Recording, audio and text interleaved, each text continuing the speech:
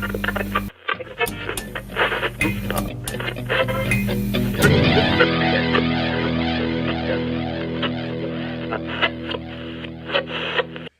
welcome. My name is Mark Deuze. I'm a professor of media studies at the University of Amsterdam. This is my Deuze vlog where I interview people, practitioners, as well as academics in the field of the media industry. And specifically in this series, we're talking about health and well-being of people pursuing creative careers in film, television, journalism, games, advertising, social media, and that's the focus of today's conversation, music. I'm really excited to be joined by Jeordie Shenton today. Jeordie is at the moment a program director at Tonic Music, a charity operating in the UK, providing a range of health and well-being related services for the British music community, musicians, working musicians, crews, people in venues, as well as fans. And he's also a researcher. He's pursuing his PhD specifically on the issue of substance abuse among working musicians as a coping mechanism for the various occupational stressors that come with working in this area. This is a really interesting thing. So there's been a number of artists cancel tours based on their own mental health or even the mental health of their crew as well.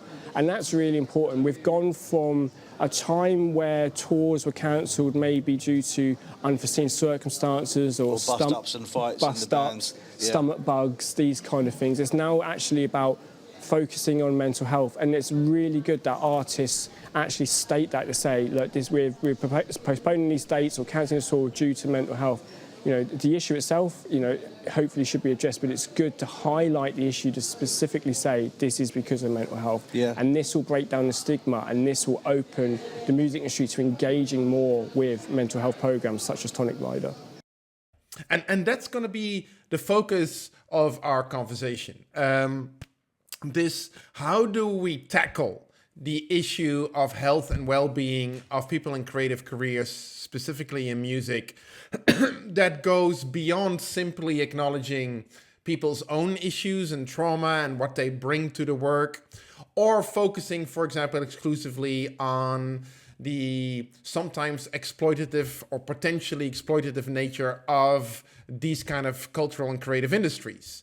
And then the lens through which we tackle this is the lens of creative work as a occupation. So we use occupational medicine, occupational sociology, psychology as a way of integrating both these individual and personal aspects, as well as issues that are specific to these industries that creative people are part of.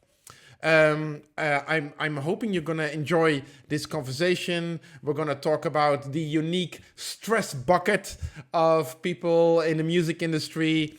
We're going to talk about the unique challenge, especially as a working musician, between your public and your private self, and how you manage this distinction, how you both commodify who you are, including, you know, your issues and your past trauma and your childhood experiences, as well as protect yourself in this environment. We talk about some of the unique challenges that the music world is facing at the moment, a sort of a perfect storm between, you know, the rising costs of putting on shows and festivals, the impossible position of many musicians vis-a-vis streamers like Spotify, the closing down of all kinds of places and spaces for music, including music education in school, record stores, and so on and so forth, and how we see the future. And we end on a positive or even optimistic note. So much is being done at the moment, and so much is going to be done. And Jeordie and his work and the work of his colleagues is very much at the forefront of all of it. Enjoy. So thanks for doing this, Jeordie. I mean, because you're on like every podcast now. I've had like literally my LinkedIn posts have been like 3 podcasts in a row. So I don't even know how many podcasts I've been on now. It's a bit weird because it was a bit like I did one that was local to me, and I was like, yeah, great. Right. Then there is this. Then someone else asked, "Oh yeah, can you come on my podcast?" And that sounded great. And then when I was on holiday, my boss said, "Yeah, when you come back Monday, you're doing a podcast." I was like, "Now, what am I doing now?" So it's but hopefully they're all different enough, which is quite nice. But I Yeah. rarely get an opportunity to kind of. They're always a lot more tonic focused, which is good. I don't really get um just switch your way around. So it's always like talking about tonic, Right. but then oh yeah, and I do PhD research. So Sure. when I get asked to do a podcast not on my tonic email, I go, can we switch it around to focus on the research? Because I do think the topic of substance use amongst working musicians is very interesting, hence why I do it Yeah. as a PhD. So yeah, I do seem to be on, and I've got a friend, I don't know if you know Rosanna Corbaccio. I don't know if you've met Rosanna. No, no, I no. recommend linking up with her. I can always make an intro. She's really Uh, lovely. One of my dear friends. She is a psychotherapist in Spain for musicians and the music oh, I industry. would love to be able to Yeah, connect. I'll make Yeah. an intro. There's a few people I think about making an intro to actually. That would be really good connection. Great. And she messaged me yesterday. She's like, "Oh, I just love hearing your voice and love hearing you talk about the topic." I was like, "Well, I think one day you're going to get a bit bored because I feel like I'm always talking." But no, it's a pleasure as well though because it's it's always good fun. Do you know what I mean? And there's so Right. much to talk about. Do you know what I Sure. mean? To think about once upon a time I didn't have a voice, but it's such a essential topic. And so many people are doing the topic now, but that doesn't mean it's been kind of watered down. It's actually enhanced the topic. The more people involved, more researchers, the more therapists, the more coaches, Right. charities, just generally artists talking about mental health in music. Really great to see how it's moved in the 9 years I've sort of been involved with it, really. Well, let's just start right there and see Really? where it takes us. I mean, the topic of mental health in in creative work in general, that's sort of where I'm coming from, and then what you're doing both as a practitioner but especially also as a researcher is looking specifically at mental health in the music world or the music Mm, scene. yeah.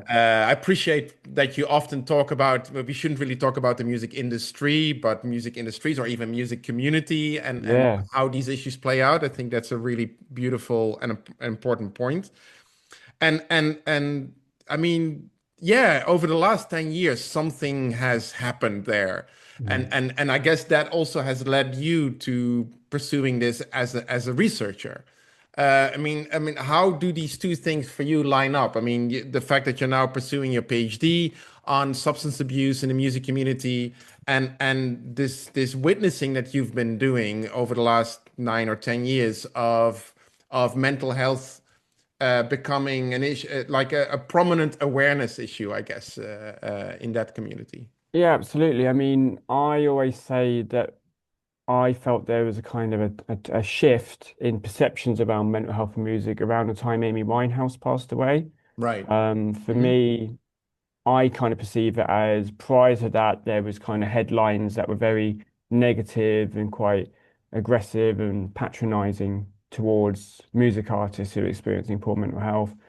And then when Amy Winehouse passed away, there was a shift. But it's important to note that there's been research around mental health in music for over 100 years. We start, classical composers, Right. opera singers, and there was a lot of research in the 1950s, particularly around substance use, led by Charles Winnick, who was a sociologist, worked with Marie Niswander in New York, and they actually ran a musicians clinic as well. So a substance use clinic for musicians.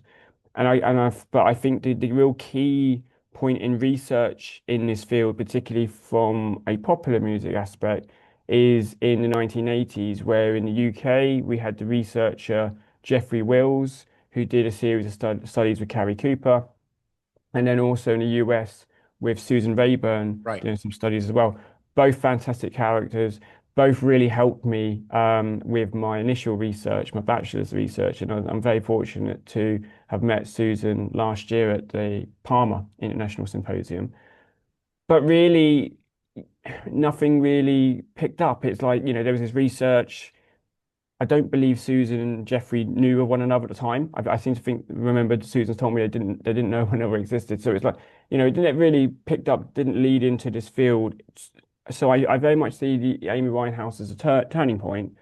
And I guess since then, and since I started researching this topic 9 years ago, there's been an increase in charitable organizations, not just in the UK and US, but across the world. Right. There's been an increase in psychotherapists and counselors who themselves are working musicians or work in music, and focusing on offering that tailored support. Increase in coaches, increase in research.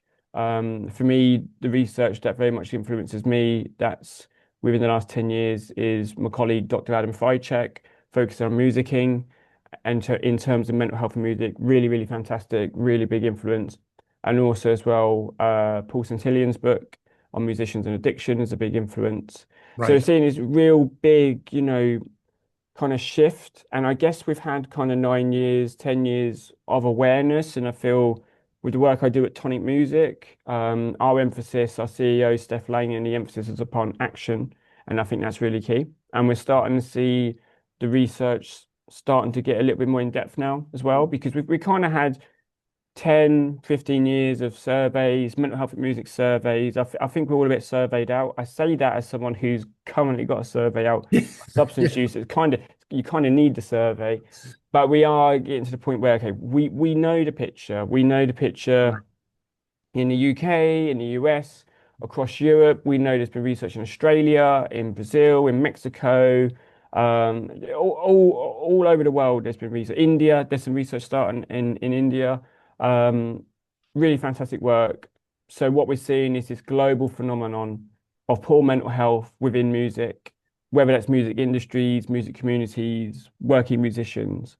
So we know there's issues, we know there's unique stressors, and now it's very much about looking at them in depth and addressing the issues with action, which we're getting there. It's going to be a slow process. Do you know what I mean? Ideally, I've said this before when I've had conversations that ideally my role and the charity I work for, Tonic Music, wouldn't be needed, but that's not going to happen. It's going to we are talking about a kind of a career or an identity. Let's not really look at it as a music career. Let's look at it as actually a music identity, because it's more than just a career. Unfortunately, it lends itself or leads into poor mental health. I mean, it's. I mean, and I mean, Susan Rayburn was. I mean, we did an interview in this series as well earlier, and she had all these really funny stories where she was attending this conference as a student, and her British colleague who just did the study was talking about, yeah, there might be some research in America too, and she was like, that's me. But these just because they were at the time, and we're talking about the late 80s, right? The lone Yeah. voices in the room. However, though, and I wonder what your experience is, because you much more than I or talk to musicians and people in the music industry, music workers. I'm sort of beginning to do that because the research in the Netherlands is starting up. I have a Mm. wonderful colleague at another university who's doing a project it's called Heal the Healers. Yes. Ko Swan, about mental health in the music industry, working together with a lot of associations. But what always strikes me, and I wonder if you get that as well, and what that says about the necessity for the kind of research that you're doing, or the point that you want to make, is that like you're not telling anybody anything new, right? It's Mm. like, yes, we have had more awareness and more activity around this in the last 10 years. Wonderful. And but like you said, I mean, we've known for like a century that pursuing a creative career, or especially being a musician or a music worker, has a, I mean, there's a significant dark side attached to it, that is both has something to do with people's personalities and backgrounds, but also with the very way in which the industry is structured, Yeah. and uses that beautiful passion and that creativity. And so how do you move from simply documenting in a way what people already know to yeah, I guess, for lack of a better term, digging one level deeper? And that's what your Yeah. PhD is all about, of course. But how do you deal with that particular issue, Jordy? It's interesting because I feel particularly with my research focused on substance use, there's been over 100, 200 studies that Mm. have researched substance use amongst working musicians in some aspect. Now, the vast majority of them, it's as a one or two questions on a larger survey. It says, do you drink alcohol?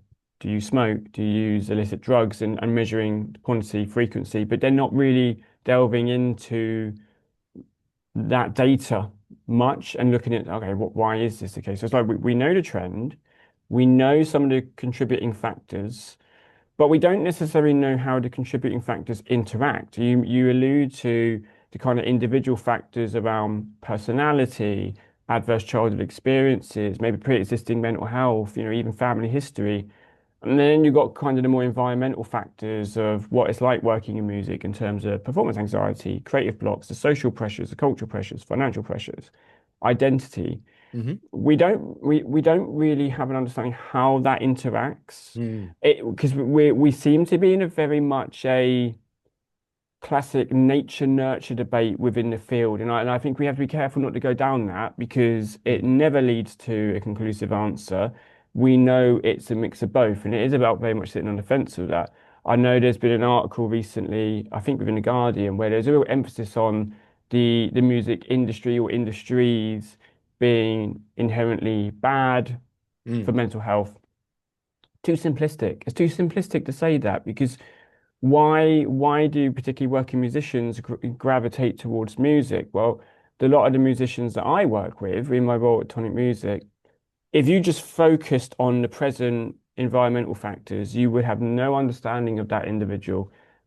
The vast majority, maybe even all of the musicians, there is some aspect within childhood that has led them to pursue a career in music. And Mm. that may be in the most sort of simplistic way difficulty at school, difficulty at home, playing music as a kind of release, as a coping mechanism, Right. songwriting as a coping mechanism. Then suddenly you do a performance, then suddenly you're a gigging musician, and then it leads into a career. So you kind of sort of see how trauma can actually inform that career and obviously then can inform poor mental health. So we have to make sure we don't look at it too simplistically like that. That's very much key. And it's all about as well who are working musicians. So I'm working on a piece at the moment where we've asked the question a lot, why musicians? Why do musicians need specific mental health support? Really, we should say who are working musicians because we tend to, when we talk about working musicians, think about one of two types of musician. The popular musician, recording artist, performing artists that we see at festivals or in the charts or go to a gig to see, or the classical orchestral musician that, is in a different world. So you kind of got this popular music versus classical music kind of dichotomy. But let's not forget that working as a musician is a portfolio career. So it Right. involves multiple roles. So if you're in popular music, doesn't mean you're not in classical and vice versa. Mm. But then you've got a series of additional musician roles that don't fall into either of those camps. So, for example, musical theatre. You may sort of lean towards art music, but not just the musical theatre performers who are in the pit, but also those that are on the stage, the musician actor, they are still musicians. You've got composers that do soundtracks either for film or TV or video games. You've got military musicians, you've got church musicians, military musicians, that a lot of them are actually classically trained or gone to conservatoire musicians. They're not like military personnel who just happen to then learn an instrument. Right. They are working musicians. Same with church musicians. When we think about musician, don't think about a church musician. Mm. But there's still stressors within that. Now, of course, we don't necessarily expect, at least, I guess it's a hypothesis that there's a high level of substance use amongst church musicians and military musicians. But there has been research has found there's poor mental health within these populations. So that's why I like to kind of highlight when I use the term kind of music industries, which is led, influenced by Cloonan's research, all the idea of music communities, which is a term that we use at Tonic Music, is this idea that when we're talking about working musicians, it's too easy to fall into a set definition when actually it Right. spreads the whole length of music and it can lead into all different roles. So let's look at it as an occupational perspective rather than an industry perspective, because I Right. think we're too leaning on industry. The industry is bad, poor mental health in the music industry, because then we cut at least half, if not more, of the population of working musicians when we say that. And also on top of that, what do we mean in terms of income? Are we talking about full-time, earn all money from music work musicians? Or are we also thinking about musicians who earn a small part of their income from music, maybe because they're buskers or they're function musicians, or they are on the pub circuit, the Seeds venue circuit, for example. So you need to really understand what, who are working musicians before we can ever really address the question and actually lead into action.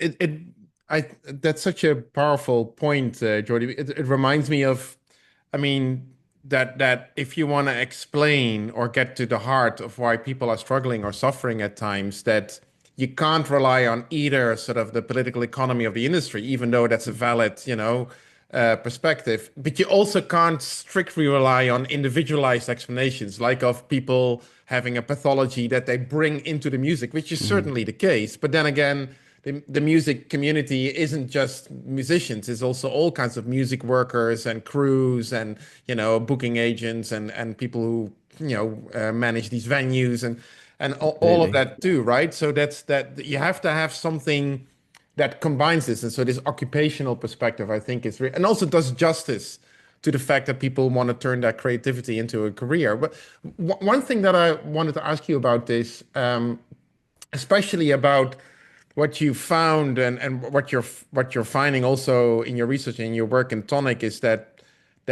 a significant aspect of being a working musician is often that the music for people is a vehicle through which they express their own Yeah. past, and some of that past might be quite problematic, and then they become successful, and then they have to keep on doing that. Yeah.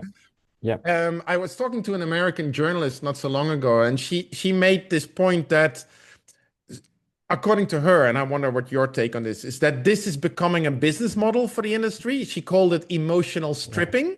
Mm. Like that, Mm. that like, and she mentioned Billie Eilish and Taylor Swift, and so that actually using your trauma as lyrics, as a professional identity becomes this commodity almost Yeah. at the end. And then a final comment that I about this that you might appreciate, but I wonder what your take on is.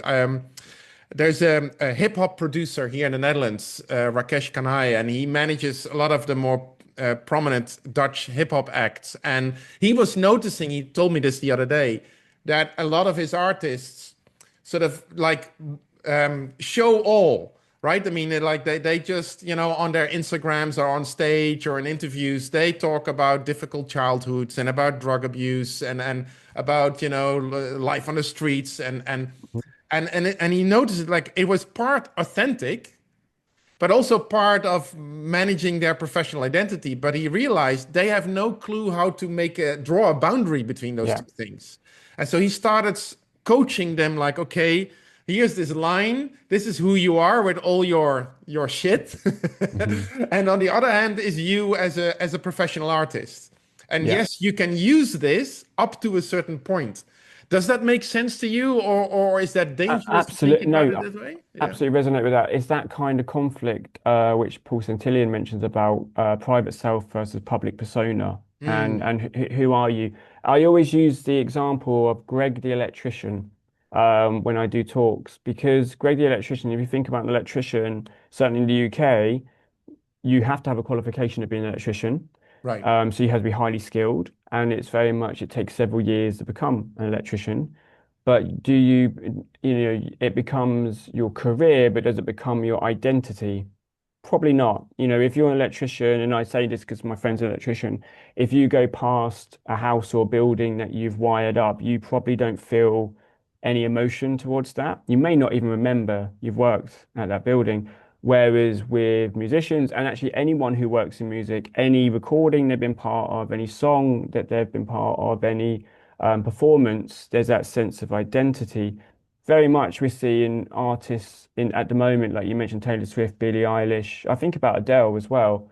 Hmm. Very personal songs, and it is about using that kind of almost emotional labor as a commodity.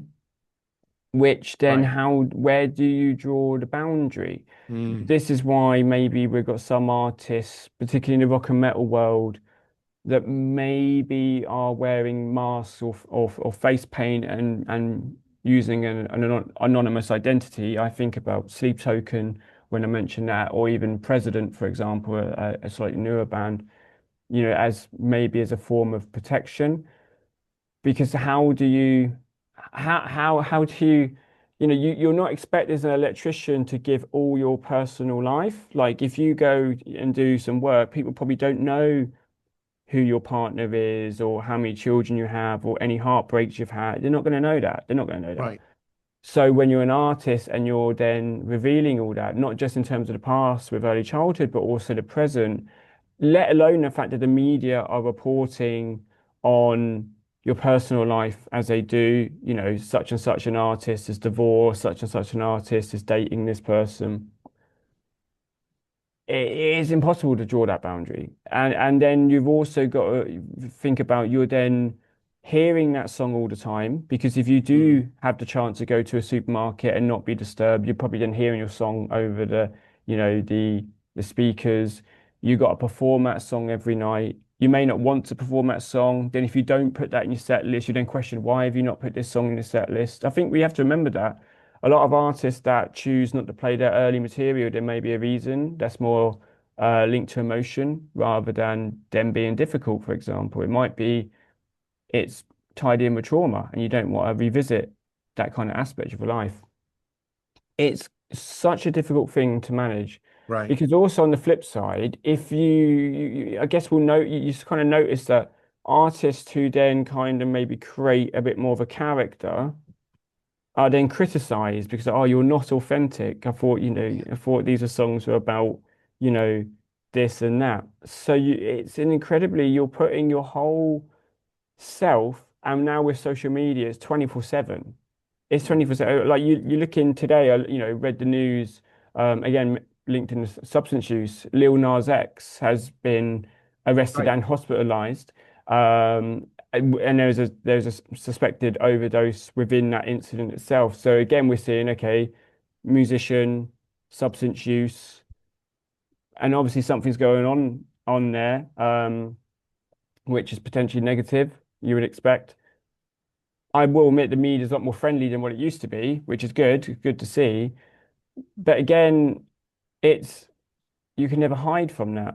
So it's an Right. incredibly, I think this is what makes the music industry so unique in that regard. And I don't just mean for working musicians, but anyone who works in music, because it is about that boundary line. Mm. I'm doing a PhD. A lot of people doing a PhD go and become lecturers. They have that boundary line. They Right. lecture 9 to 5. They do research. They then go home, probably have to do some marking and stuff, but they go home, there's a bit more of that separation in terms of their students won't really know their personal life. I guess 99% of us that work in probably, I guess, non-creative roles and non-roles that are not within the limelight have the luxury of that boundary to go, this is my working life and this is Right. my private life. I even think for myself, not many of my colleagues have met my partner. It's just not happening. It's just one of them. It's just you just have that separation. So Sure. it's a incredibly difficult thing, and it is at the moment. It does concern me because we do have this particular, mostly women identifying or non-binary identifying artists, less so men identifying, but some that it is focusing on this emotional kind of release in their songs, and it is, like you said, a commodity. If Adele started doing, I don't know, some party bangers, Mm. would Adele do so well? I don't know. I don't know. Right. But yeah, Right. No, and it speaks to the need to also for labels, for example. I mean, and I've heard that from some people at labels that they've started to invest in these kind of services, like helping bands to manage these kind of aspects, recognizing how deep people go in order to be in the music community, but that comes at a cost. And I mean, you've said so many times in other interviews as well about the identification issue, right? That being a musician and music worker, like for so many people in creative roles, is how they feel they are rather than just something they do, right? And that can, I mean, it's both beautiful, but also at the same time can be problematic in that sense. And I mean, like you said, I mean, part of your research is you've put out this survey to ask working musicians to speak to document their relation to substance and substance use. I know this is ongoing work and all of that, but and that speaks to a general question I have about doing research in this area. A lot of the data that we have comes from these kind of surveys, often online surveys and everything, which is both I mean, really encouraging to see that the response rate, and as opposed to general research online, is actually quite high. At least that's what I'm getting from quite a lot of these research projects on mental health in film or in journalism, whatever. Is that a lot of people feel like, finally, because of course, and that's the downside to that encouraging statistic, it's still unsafe to talk about this otherwise. So it's easier to express your issues in an online anonymous survey than, at your workplace. Yeah. Is that something that you've noticing as well as like, the uptake of the survey or the response about it on it, or people giving you feedback? It's like, this is something people like to share in, or what's your Yeah, so observation? we are finding that kind of, I guess it's that phenomenon where people, particularly in my area, we're working musicians, they feel seen, so they then want to be heard Right. by doing the surveys. Yeah. But we always need more and more responses because there's still people who we're not hearing from, and you get that kind of self-selecting bias where, Mm. yeah, we're hearing from people that are experiencing poor mental health, but are we experiencing, or are we learning from people who maybe not experiencing poor mental health, maybe experiencing good mental health? So we need to balance that up. That's why with my survey, I encourage any working musician to do my survey. Even if you've never drunk alcohol, never smoked, never used any form of drug or substance, please complete the survey because it's about giving that kind of picture of what's going on. Mm. Because we won't know unless we hear from everyone. We need to look at it as a population. So that's quite a good thing. I think the future is very much driven towards the more qualitative side. So again, the work of Dr. Adam Fajcek, Right. particularly using IPA analysis, just fantastic, really, really fantastic. Really looking at the topic in a refreshingly different way. Um, he's a big influence of mine for about, well, will be coming up 10 years. So Mm. very massive pleasure to work with him with that. I also think there's scope for maybe experimental research, and I know there's some research in the US that's looking at experimental stuff. So I think that's being announced very soon. So that'd be exciting to see. And also, let's not forget, we once upon a time had a rich kind of body of work that was ethnographic. Right. And we don't seem to do ethnography so much generally Mm. these days. And I'm thinking about the work of Sarah Cohen, thinking about the work of Bennett in 1980. His first name is flew over my head. Just spending time with working musicians, documenting behaviors. Those ethnographies weren't specifically focusing on mental health, but they Mm. had aspects of mental health within them, which are really, really fascinating.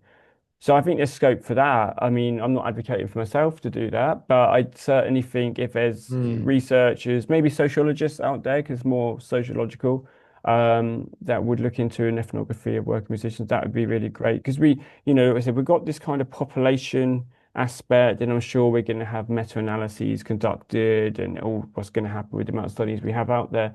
Very difficult to do, because we also have to recognize we have a mix of academic surveys and the more kind of industry surveys, the surveys that have been done by organizations that are not peer reviewed and not done through an academic institution, still is valuable. I mean, we have to take each survey with, in terms of validity of what it's asking.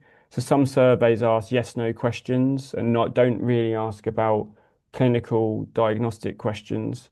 So we have to look at it like that as well. I have to recognize, okay, this is saying this, but really, you know, how many of that population have a clinical diagnosis of anxiety and depression, for example. Right. But it's all valuable. It's all valuable, and it'd be really good to sort of see a lot more, particularly sort of experimental ethnographic. We've got a lot. I guess the headline is there's been a lot of self-report stuff. Right. Now we need to start going into more, I guess, observational element.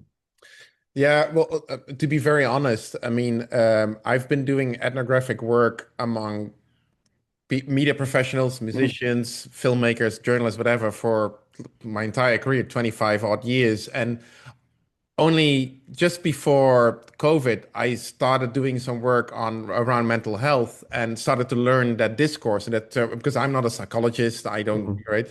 And for me, this sort of aha moment, kind of embarrassing perhaps, came when I was reading that literature and figuring it out with the help of very, very dear colleagues here at the University Medical Center. I realized, oh my God, all my ethnographic work has always been about well-being. It's just I didn't have the tools to Yeah. talk about it properly. Right? I mean, every filmmaker, I mean, I used to live in LA. Every filmmaker or actor I interviewed there would talk about how they felt and how they handled the uncertainty and going to all the auditions while also juggling 2 or 3 jobs and all that kind of stuff. And I remember interpreting that always in sociological terms, Yeah. right? Precarity or or something like that, and or create whether or not people were creative. But this so I really appreciate what you're saying, and at the same time I'm thinking there is all this ethnography. It's just it's not done. It's not interpreted through this lens, It's like the classic link, like I always say about Howard Becker's work on right? Art outsiders, worlds, yeah, and yeah, it's literally um, one of the first studies on substance use amongst working musicians, where he was looking at cannabis use.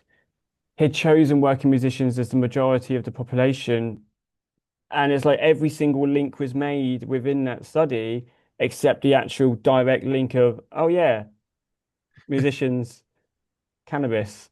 right, It's such an intriguing study. It's like it's like it is these one of one of the original studies, but yet it didn't make that connection. It's almost, I imagine, Howard Beck was focusing on a different aspect of the research, but it's right, like the connections were there, and you see that again with Sarah Cohen's work on, I think it's musicians in Liverpool, if I remember rightly, and there's constant documentation of primarily alcohol use, but also some illicit drug use. And it's like there's so many connections, but then not there's this and this, because the focus was on a more wider picture. So right, there's scope for, again, someone to look at these ethnographies that have been conducted that didn't focus specifically on mental health hmm, in creative occupations industries, but actually going, well, actually, if you look at them like this, then yes, there's all these connections that we can see. And I've done that to some extent in my lit review on the substance use aspects,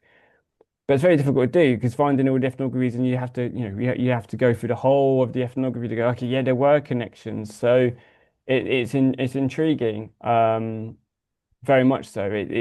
And it's right, quite interesting how it's like, I think ethnography lends itself to that. There's so much stuff that gets recorded and not kind of seen, which is the beauty of it, moving again away from surveys. Yeah, surveys, fantastic.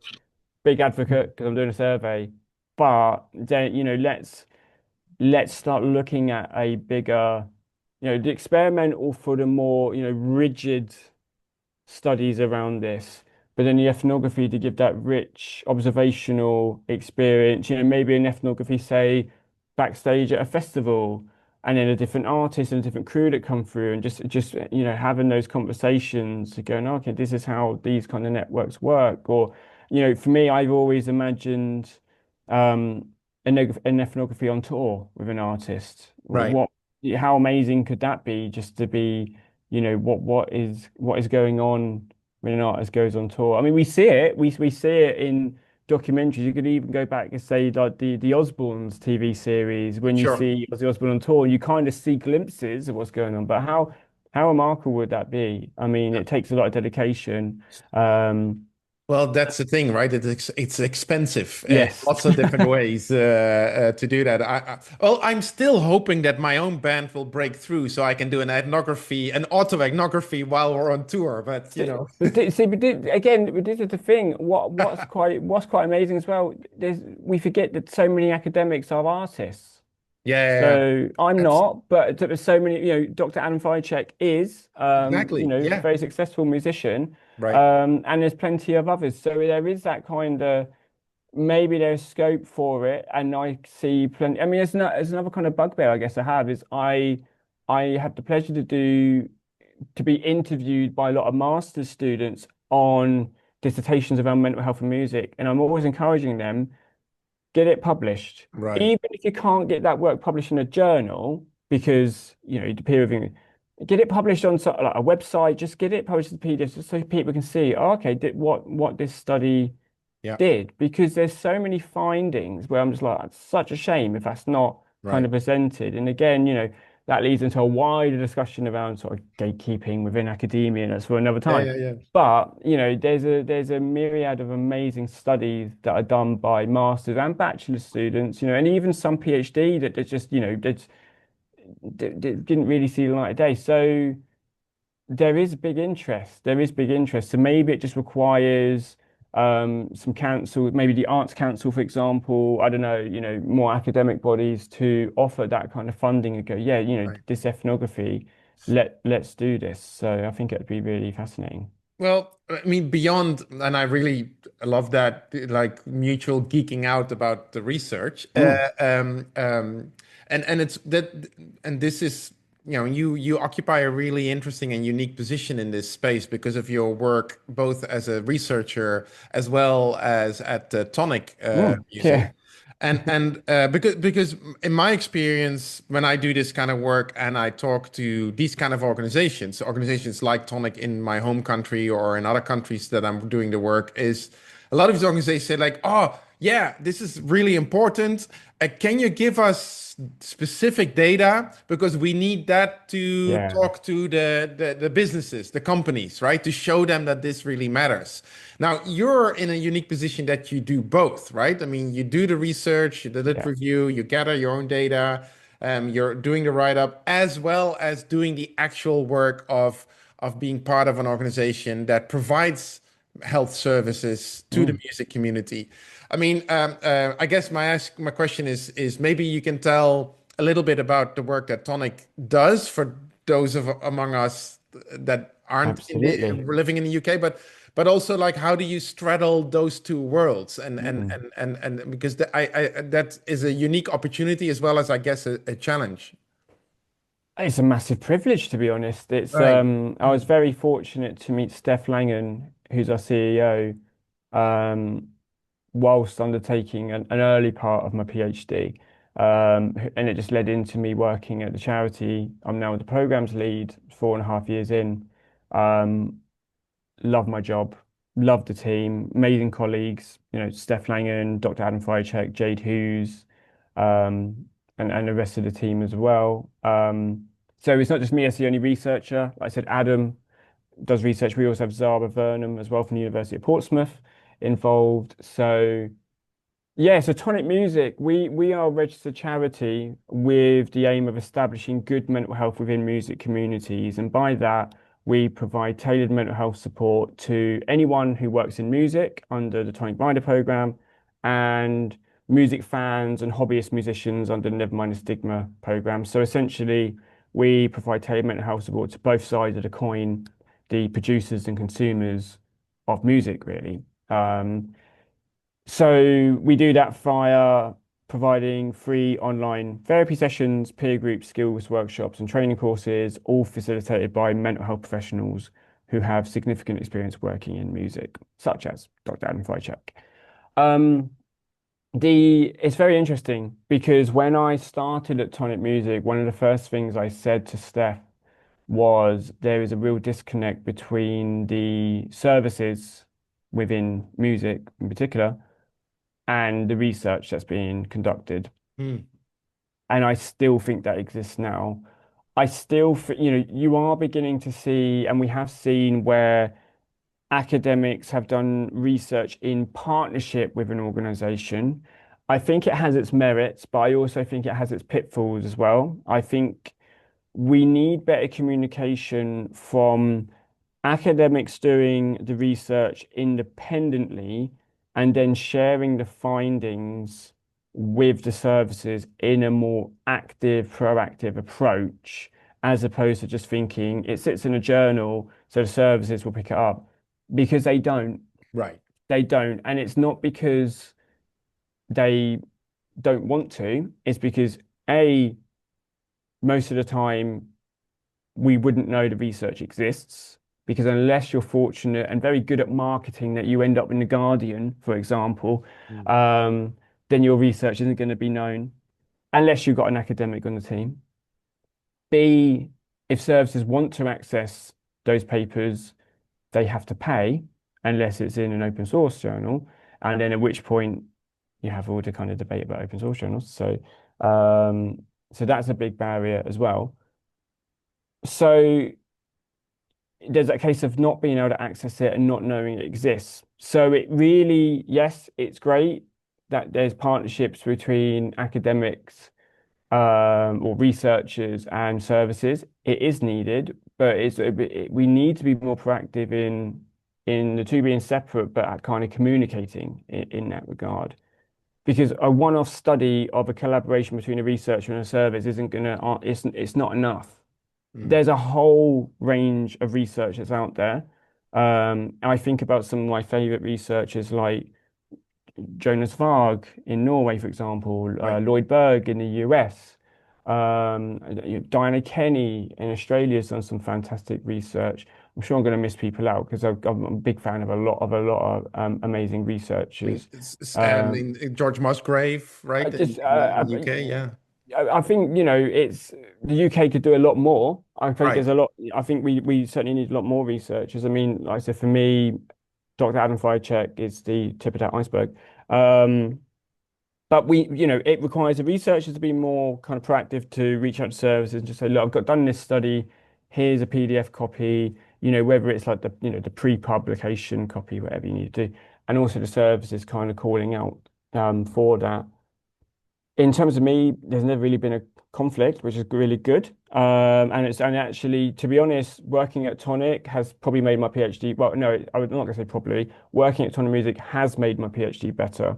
Right. In the meantime, have transferred university, and my PhD is 10 times, 100 times stronger than what it was originally, Mm, because it's given me that lot more informed perspective, the influence and kind of guidance I have from Steph and Adam and Jade in particular, who are on our mental health team, has just, like for example, when I started, was probably focusing on popular musicians who are recording artists, and really that's not enough of the story. Now it's given me this approach to have this more occupational aspect, which right. I think is really, really strong. Um, so yeah, it's very interesting, but we're just not in 4 years had any development in terms of that link. We need a lot more. Um, so it does, I am I'm calling to action researchers in this field to be more proactive in that regard. Right. I'm also calling to action as well that we don't always just look to the most obvious popular researcher that's always known, because yes, the names I mentioned are fantastic, but there are a range of young researchers as well, early career researchers who don't have the means to publish into major journals because it's difficult and it's a challenge. And also, like I said, early career researchers who maybe leave academia, and they've done some fantastic master's degrees and dissertations. So I'm also calling to action that we need to start bringing in the newer generation of researchers. Now, for me, I don't know how long I'll be doing research for, because for me, my main passion is working at Tonic Music in that role. Love the research, but for me, in terms of the research area, my passion is to see the next generation of researchers. Where are these researchers coming from? Where, who is going to be doing this research? And they need to have their own voice. We need to have challenge within this topic because we're hearing a few dominant voices. I'm Sure. not saying that's a bad thing. It's good we have those voices because once upon a time we didn't have any voices in this Right. field. Yeah, yeah, But yeah. we need to have a mix of voices. We need to have debate, like I mentioned earlier about the kind of nature nurture environment versus individual. We Right. need to have a bit of debate there. We need to, to allow researchers to have their own voice of, Yep. okay, we've seen all of this, but what about this aspect? Because we this is an applied topic. Why are we doing this research? Well, I hope most researchers are doing this research because they want to see better mental health within the world of music. I like to think that's what they're thinking. That's Sure. what they should be thinking. This isn't really a field where you can just do studies and then you just become a professor and that's it. And your research does nothing because really, if research does nothing, what's it all about? We Right. should be thinking about what is the research doing? How can it inform services? How can it inform practice within the world of music? I don't think we're really going to have much change in terms of day-to-day practice of how music works. It is a capitalistic venture. Capitalism leads to poor mental health. We know that. Right. But what we do need is to go, okay, what can we do? I mean, you mentioned earlier about record labels having psychotherapists on as part of their staff. And I know some of them psychotherapists and I highly respect them, but I also think we need to go, okay, that's one option, but Sure. also it's a little bit like HR. They're still employed by the same Right. organization. So maybe Yeah. it's about how can we go have a position where labels and agencies and generally festivals and venues and all the organizations involved, the whole ecosystem of music, how it's like this is where you go if you experience poor mental health, and there's all the organizations. So if you're in the UK, it's here. If you're in the Netherlands, it's here. If in the Right. US, it's here. Because we see that with some industries. I think like football, for example, it's kind of common knowledge when you're a young footballer. If you have a gambling issue, where you go to. If you have an alcohol issue, there's these centers that focus on footballers. We Mm. need to get into that place within music. And again, not just have one dominant organization, but have the kind of choice. We need Right. to promote choice within the world of music. Well, you raise an important point here that ties into how we started our conversation, which is that yes, a lot of this stuff, especially if you do the archival work that you've been doing, we've known about this for quite a while. Mhm. And if you address a group of music workers or working musicians, they go like, "Yeah, this is an issue in our field. Like this is not a secret, right?" Um, and in the last 5 to 10 years, of course, with high-profile cases like Amy Winehouse, of course, I mean, specific to the UK, Brexit, the role that plays in touring, I mean, the pandemic and all the incredible destructive impact that has had on small festivals and on Mhm. venues and all those kind of things. Um, so there is this really growing awareness and like where I'm coming from, not just in the music industry but in all these kind of creative industries, but there are some unique aspects to the music industry, right, where there's this perfect storm with AI slop on Spotify Yeah. Mm. and of course the venues that are disappearing, the whole no, I mean, uh, yeah, record stores. I mean, Yeah. there's like this, like you said, the ecosystem is fragile, right? It's Mhm. precarious in and of itself, let alone the people within it. So, with apologies for the long run in, but where does all this awareness, critical awareness, and these campaigns like Save Our Venues campaign or the Broken Record campaign in the UK and those kind of where do you see this going? I mean, I know you're advocating, and I, of course, totally align with that of more, real fundamental research and cross-pollination with practice and a broader range of services that people can choose from, I absolutely align with that. Because, and reason why I'm asking you this as well, Jeordie, is that in interviews with colleagues in this kind of fields in other industries like film and Yeah. television specifically, they would sometimes tell me when I ask them this question as well, Mark, I feel like the momentum is already past. It's like their industry Interesting. is now moving towards we're only going to talk about AI now, and people and their health. Yeah, whatever. I mean, how do you see this going in the music field?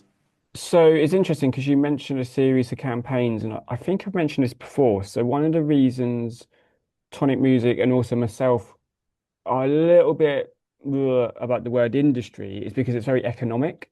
It's very Sure. economic. So a lot of the campaigns you mentioned, let's think about all the kind of major issues that have happened within music over the past 10 years. So let's think about Brexit that happened. Let's think about, you said about the Broken Record campaign, so the impact of streaming prior to AI, which I'll get onto in a second. The closure, Save Our Venues campaign, so the closure of grassroots music venues and seed venues as well, pubs and restaurants as well.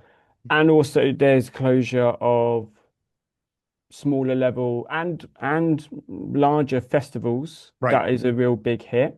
Yep. So you've got that aspect. You've got also the aspect of the stripping away of music education Mm, within itself as well. You've also got the impact of COVID and the tariffs as well. And then also the final one to mention is the latest bad news story within the world of music is AI and what that's going to do. All of these are really, really fantastically important campaigns that, thank goodness, we have wonderful people such as Music Venue Trust, for example, with the venue work, who are raising awareness of that. Music Venue Trust, very good friends of Tonic Music, a wonderful organization. right. But we need to start talking about not just the economic impact, but the emotional impact, not just on people who work in music, but also people who recreationally engage in music as well, the fans. Right. And I think that's the thing. We have constantly missed the emotional impact. We've constantly missed it every time. We've not had this conversation. We talked about economics, right? Right. Economics important, of course, because it's showing, okay, this is why A, B, and C is happening. But let's think about it as the person, the people approach of what is happening to a culture, what is happening to a society, what is happening to people's identity.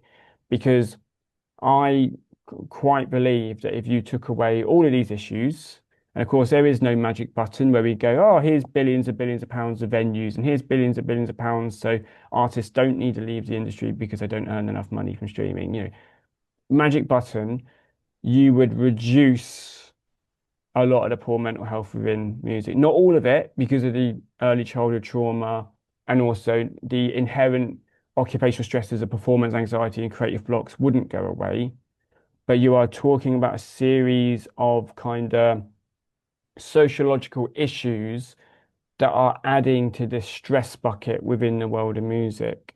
Right. So we need to start tying it in because really, if you look at the outlook of music, it's looking pretty bleak.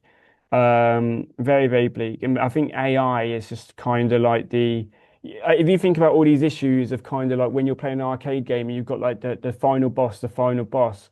AI is kind of like, oh, we've just beat the final boss. Oh no, there's a bonus round, and this boss is like 100 times bigger. Do you know what I Yeah. mean? You're just like, what? Like that kind of, oh no, or like the fun, that kind of thing. Where you're just like, what are we gonna do?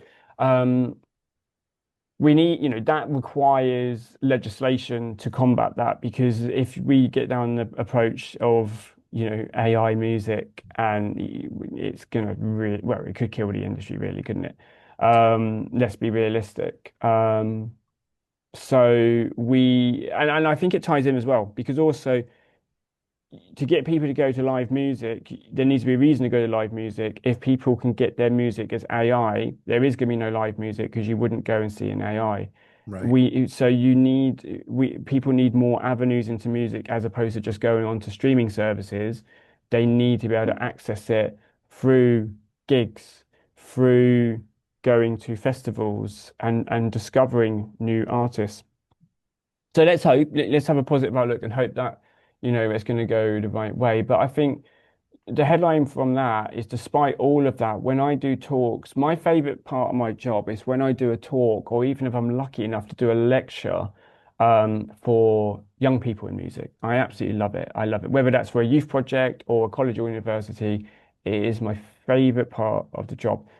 Mm. First reason, I learn so much because these are young people. You learn a lot more about the social media pressures and things like, cancel culture and what's going on and how you navigate that. You learn so much from it, which is a really great thing. We're always learning. We don't know it all. We're learning. These are young artists, but also as well, it's because to encourage young artists to keep at the career, which kind of seems a little bit contradictory to the work I do.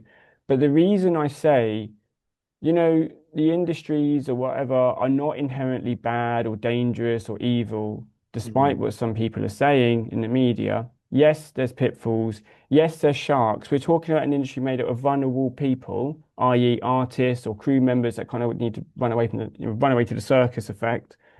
And so there's always been people who will manipulate them because naturally that's what happens. So we need to call them out and we need to address that issue.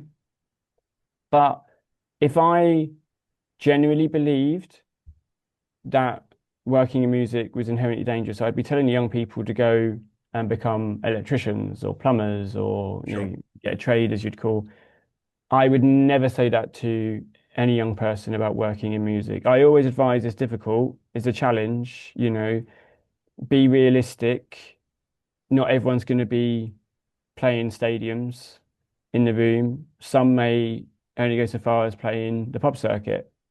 But it's about, if you love the job you do and it can get you by, which is another bit, another thing itself. But if you love what you do and you're happy enough, you can get a steady income from it, then that's the goal. That's the goal. The rest can come with it. I think we have to be really careful we don't put young people off pursuing a career in music, because how important is it to all of our cultures? I mean, I think about in the Netherlands, is it Herman Brood, the Right. Dutch musician, died by suicide, but still influential to Dutch culture. Do you know what I mean? So you Yeah, could yeah. say, oh, this is where it can go wrong. One of the most successful Dutch musicians, and look what happened. He passed away due to poor mental health.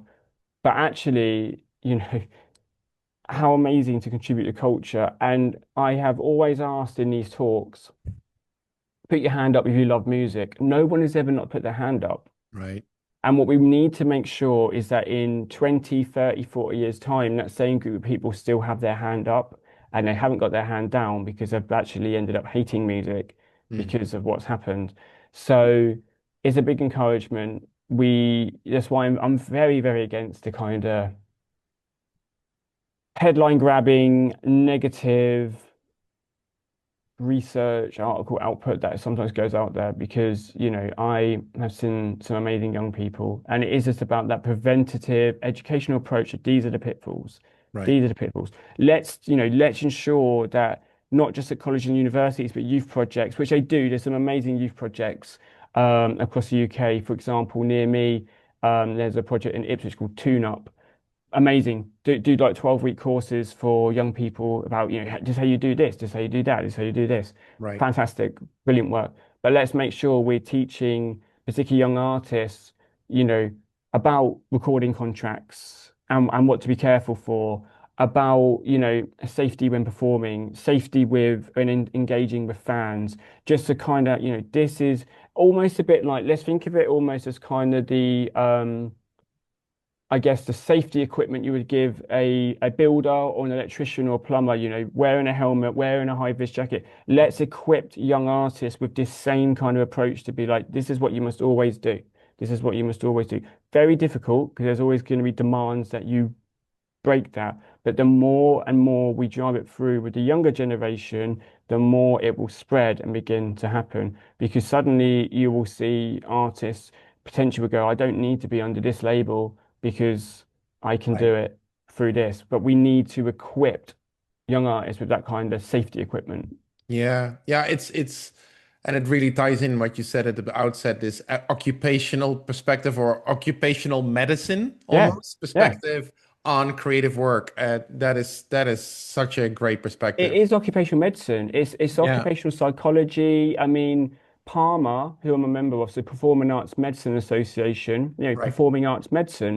I believe we need to do a lot more for performing arts medicine in terms of the popular world, right, as opposed to just the art, music, classical. But sure, let's look at it as that kind of occupational psychology, occupational sociology, occupational medicine, you know, occupational therapists. Do you know what I mean? It is what sure. it is, and that is the need that's required. The other thing, my CEO, Steph Langen, always mentions this a lot. Within the world of music, there is a requirement for specialist music social workers. Mm, People in music need social workers. right, We don't really have that. right. We've got music-specific psychotherapists and counselors, but the next thing, social workers, Mm, because it's about that kind of more holistic right. approach.